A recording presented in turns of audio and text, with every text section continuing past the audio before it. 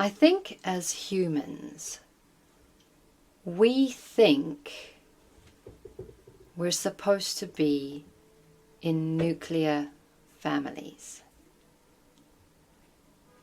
If there are children involved, if we want to have a baby,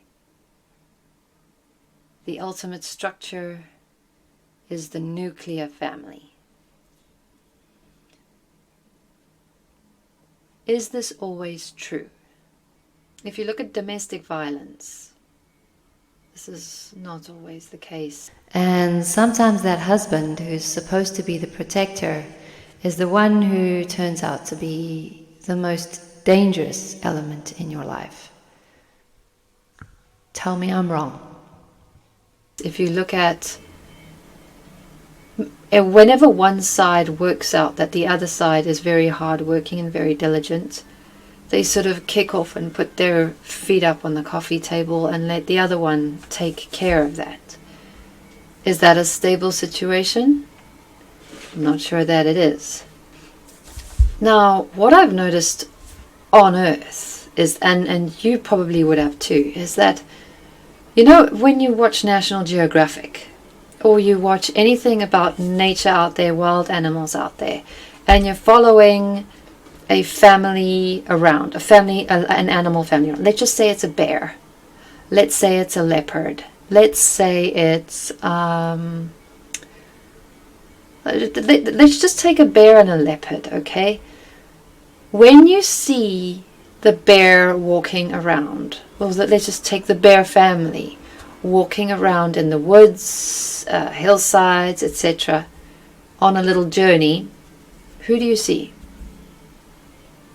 Is it mommy bear, daddy bear, baby bear? Or is it just mommy bear and baby bears? It's the same thing with the leopards. You never see any big cat, any feline or big cat, maybe besides the lions, any other big cat. If you have the babies, there's just a mom with them. Daddy big cat is not there. He's not in the mix. In nature, single moms are the norm. The nuclear family, like maybe with penguins, maybe monkeys, I'm not sure. The nuclear family in nature is the exception to the rule.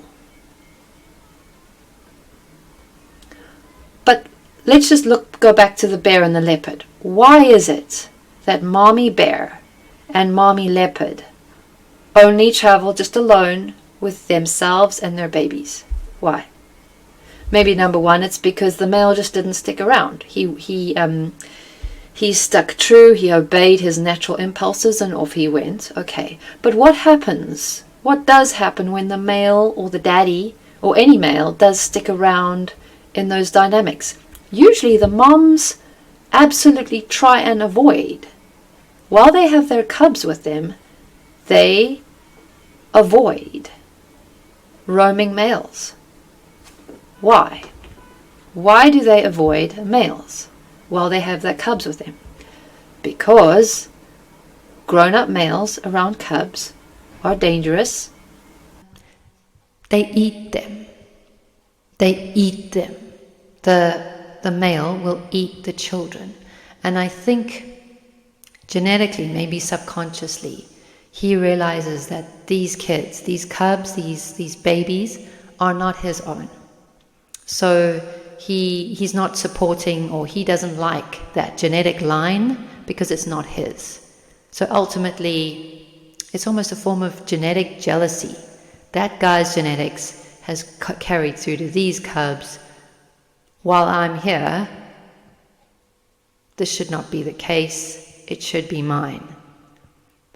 And so they'll get rid of the cubs, or they eat them. That's the best, most efficient use of energy, right? It's a meat source, it goes in, it's food. Nature's very efficient. isn't it? They want their own genetics to succeed, not some other guys.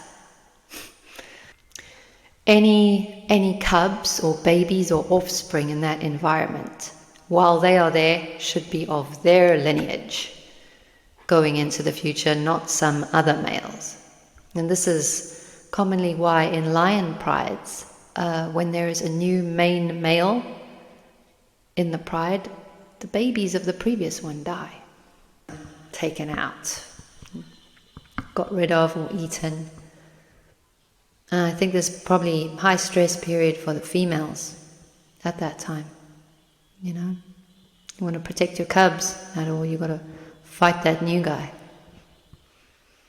And of course, this is why it's important that females work together, which is what the female lions do. In the lion family, it's the females that do the hunting. They bring home the food, not the males. The males are chilling by a tree. The females get together and they hunt down antelope and they bring them back for everybody.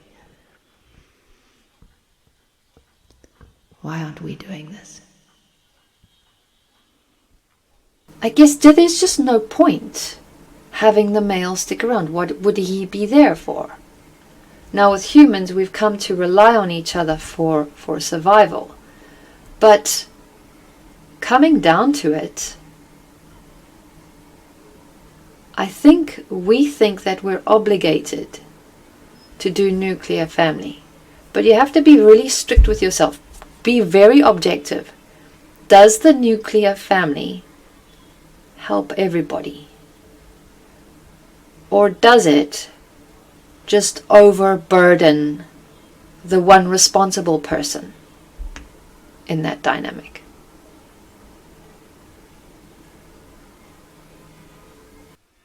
Or does it feed some elements and deeply drain other elements?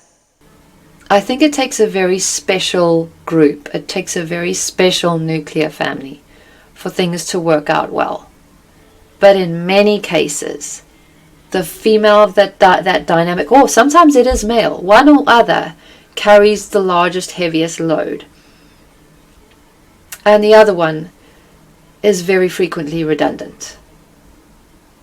So just remember this. Remember this when you're keeping in your mind, we have to stay together as a family. We have to stick with each other. Do you really? Is it doing good for everybody? Are you okay in it? Are you safe? Are you thriving? Are you happy? Maybe you were happy in the beginning, but are you happy now? How long is this going to go on for? Is it going to get worse? Just remember the bears and the leopards and all the tigers and everybody. Not everybody is a nuclear family. It's just a fact. And I think as humans, we forget about this. And are your kids okay? The babies, the children. Are your babies and children okay, happy and safe in this dynamic? Number one, safe. Are they definitively safe on a day-to-day basis? With your partner around, is safety the default? Or are you sometimes nervous about what might happen? Is there a drinking problem? Is there a drug problem? What happens then? Are your kids always safe when you leave them at home with your partner?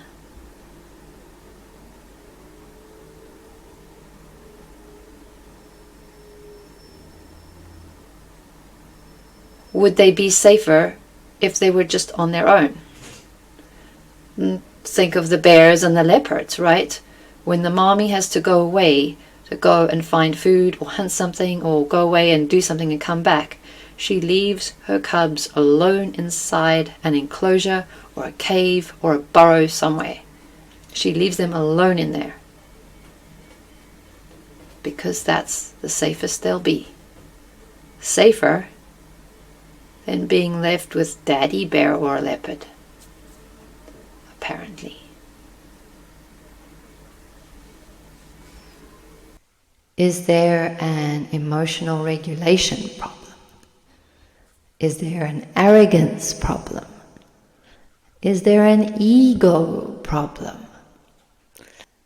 And then, in a domestically violent situation or domestically abusive situation, whether it's physical or emotional abuse or sexual or whatever, maybe you're, as a female or as one partner, you are putting up with it.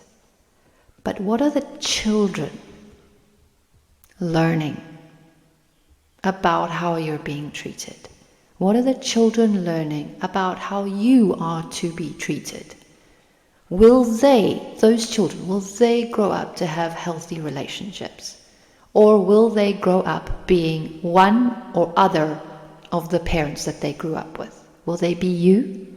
Because they learned that that's what you take. Or maybe they decide to be the abuser. Is this working out long term? Think about it. Maybe what we need to be heading towards as humans is a world where it's okay for single moms to do their thing. It's okay for a single parent to do their thing.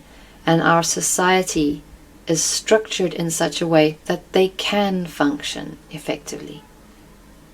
With all the technology and all the things that humans are working on all the time, surely there could be some system in place that would enable single parents to be able to navigate life effectively and well, rather than our expectation that we need to have two people in it, because this very frequently doesn't work. And especially with the male and female dynamic, it doesn't work. It works initially in the attraction phase, in the romance phase, in the reproduction phase, in the mating phase, the bonding phase and all that. But it doesn't work out long term in terms of raising a family structure, very, very frequently.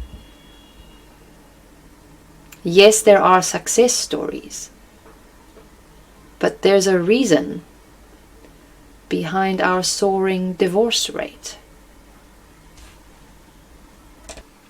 Mommy giraffe, daddy giraffe, baby giraffe? No, it's usually just mommy and baby. Mommy horse, daddy horse, baby horse? No, it's usually just mommy horse and her foal. Elephant, mommy elephant, daddy elephant?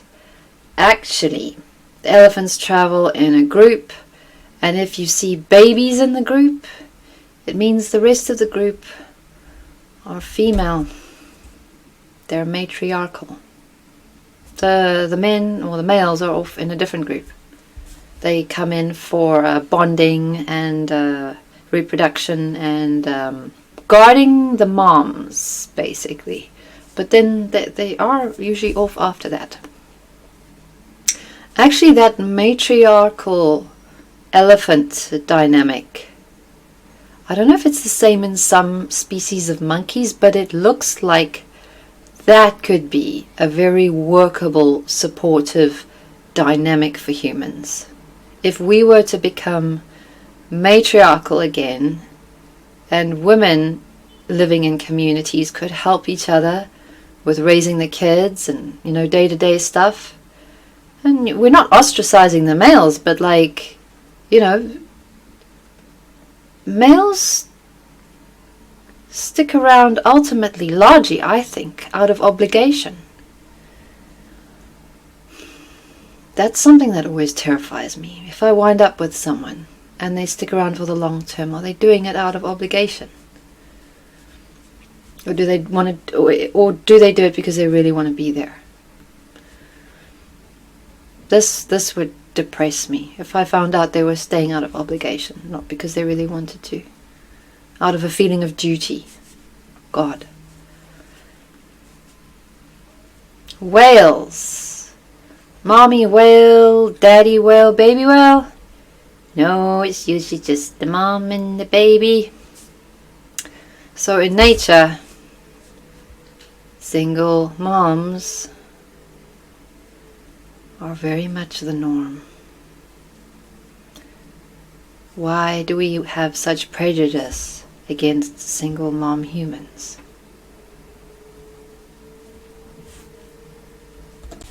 Think about all the times where you've seen the animal dynamic as a nuclear family. I think penguins are natural nuclear families, but think about the times where you've actually seen mommy duck, daddy duck, baby duck, mommy giraffe, daddy giraffe, baby giraffe, mommy horse, daddy horse, and so on and so forth. Think about every time that you've seen this, and it's been a human instigated enclosure. Humans have arranged that. Mommy tiger, daddy tiger, baby tiger? No, that's because the humans have put them in there together. It's probably slightly stressful for the mom all the time. She's probably undergoing baseline anxiety all the time while she's in there. Think about it. When you see nuclear families as a norm, where is it? Is it out in the wild? Or is it in a human-made enclosure? Because we think the nuclear family should be the norm. And so now we're foisting it on the animals of the world too. Even if it doesn't always work. And even if it turns out to be dangerous sometimes. You have to think about it.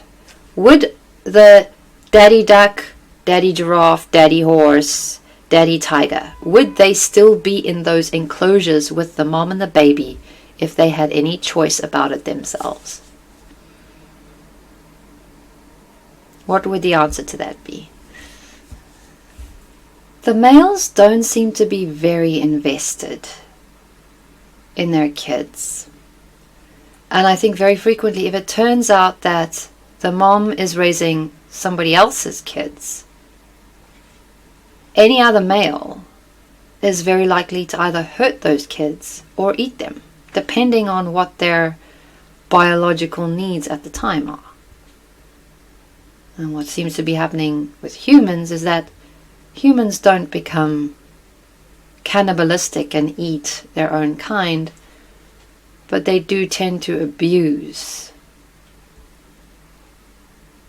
the younger ones, the young ones. They do tend to abuse the young ones, and sometimes there's sexual assault involved.